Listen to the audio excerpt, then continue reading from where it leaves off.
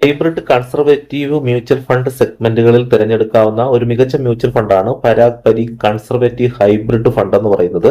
ഇത് കഴിഞ്ഞ 3 വർഷത്തിൽ 12.54% റിട്ടേൺ കൊടുത്തിട്ടുള്ളത്.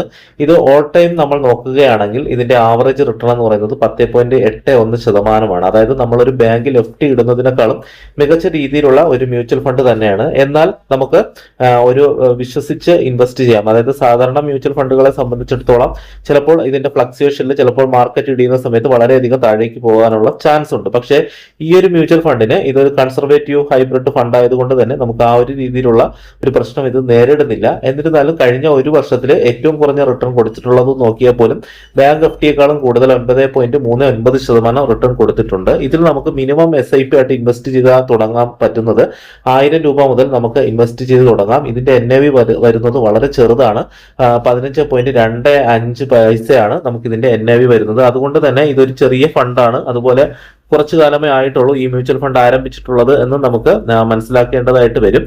അതുപോലെ തന്നെ നമുക്ക് ഇതിന്റെ ഈ മ്യൂച്വൽ ഫണ്ടുമായിട്ട് നമുക്ക് കമ്പയർ ചെയ്യാൻ പറ്റുന്നത് HDFC ഹൈബ്രിഡ് ഡെപ്റ്റ് ഫണ്ടാണ്. ഇതും ഈ മ്യൂച്വൽ ഫണ്ടുമായിട്ട് നിങ്ങൾ ഈ ഹൈബ്രിഡ് HDFC ഫണ്ടൊക്കെ വാങ്ങിയിട്ടുള്ളവർക്കാണെങ്കിൽ ഇത് വാങ്ങേണ്ട ആവശ്യമില്ല.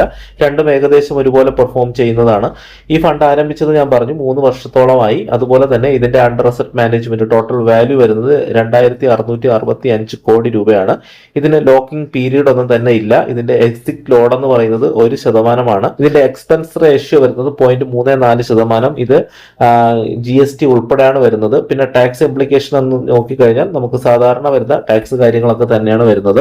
ഇതിന്റെ ഫണ്ട് മാനേജർ രാജീവ് താക്കർ ആണ്. അതുപോലെ തന്നെ ഈ ഫണ്ട് ഒരു മോഡറേറ്റ്ലി ഹൈ കാറ്റഗറിയിൽ വരുന്ന ഒരു മ്യൂച്വൽ ഫണ്ടാണ്. അപ്പോൾ ഇത് ഏറ്റവും ഹൈയിൽ വരുന്ന ഒരു മ്യൂച്വൽ ഫണ്ട് അല്ല, കുറച്ച് തീരെ ലോയും അല്ല. അപ്പോൾ അത്യാവശ്യം റിസ്ക് ഉള്ള ഒരു മ്യൂച്വൽ ഫണ്ട് തന്നെയാണ്. എന്നിരുന്നാലും മറ്റുള്ള മ്യൂച്വൽ ഫണ്ടുകളെ അപേക്ഷിച്ച് അത്ര വലിയൊരു റിസ്ക് ഇല്ല എന്ന് തന്നെ പറയാം. ഇത് ഏതൊക്കെ മേഖലയിലുള്ള ാണ് ഇൻവെസ്റ്റ് ചെയ്തിട്ടുള്ളതെന്ന് ചോദിച്ചു കഴിഞ്ഞാൽ ഗവൺമെന്റ് സെക്യൂരിറ്റികളിൽ, കടപ്പത്രങ്ങൾ, പിന്നെ റിയാലിറ്റി, ഗ്യാസ്, കൺസ്യൂമർ ഫ്യൂവൽസ്, പിന്നെ പവർ സെക്ടർ, ബാങ്ക്, ഇങ്ങനെയുള്ള മേഖലകൾ മ്യൂച്വൽ ഫണ്ടുകളിലൊക്കെയാണ് ഇത് ഇൻവെസ്റ്റ് ചെയ്തിട്ടുള്ളത്. ടോപ്പ് ഹോൾഡിംഗ് എന്ന് പറയുന്നത് ബുക്ക് ഫീൽഡ് ഇന്ത്യ എന്ന് പറഞ്ഞ റിയാലിറ്റിയിലും, പിന്നെ എംബസി ഓഫ് റിയാലിറ്റി, പിന്നെ ഗ്യാസ്, കോളിന്റെ, കൺസ്യൂമർ, ഇങ്ങനെയുള്ള കമ്പനികളിലൊക്കെയാണ് ഇൻവെസ്റ്റ് ചെയ്തിട്ടുള്ളത്. അപ്പോൾ തീർച്ചയായിട്ടും ഒരു കൺസർവേറ്റീവ് ഫണ്ട് ആഗ്രഹിക്കുന്നവർക്ക് ചൂസ് ചെയ്യാവുന്ന ഒരു ഫണ്ട് തന്നെയാണ് പരാഗ് പരി കൺസർവേറ്റീവ് ഹൈബ്രിഡ് ഫണ്ട്.